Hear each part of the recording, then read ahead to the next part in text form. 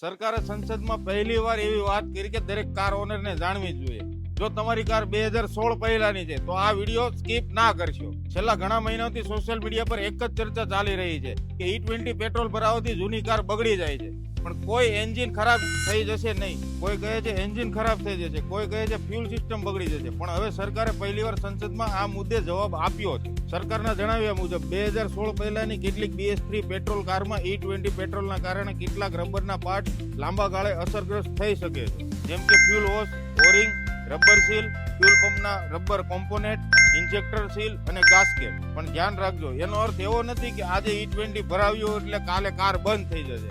આ અસર ધીમે ધીમે વર્ષો દરમિયાન જોવા મળી શકે છે. જો તમે સમયસર સર્વિસ કરાવો છો તો આ પાર્ટ સર્વિસ દરમિયાન સરળતાથી બદલી શકાય છે.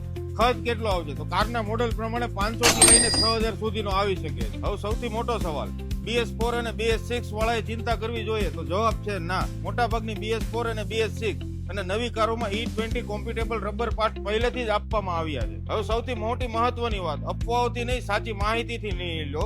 અને જો તમારી કાર 2016 પહેલાની છે તો સમયસર સર્વિસ કરાવો અને ફ્યુલ સિસ્ટમનું ઇન્સ્પેક્શન જરૂર કરાવો. હવે કમેન્ટમાં લખો તમારી કાર કયા વર્ષનું મોડેલ છે, 2014, 15 કે પછીનું. અને આવી જ સાચી કાર નોલેજ રોજ મેળવવા માટે આજે જ અમારા ઉમંગ મોટર્સના પેજને ફોલો કરવાનું ભૂલતા નહીં.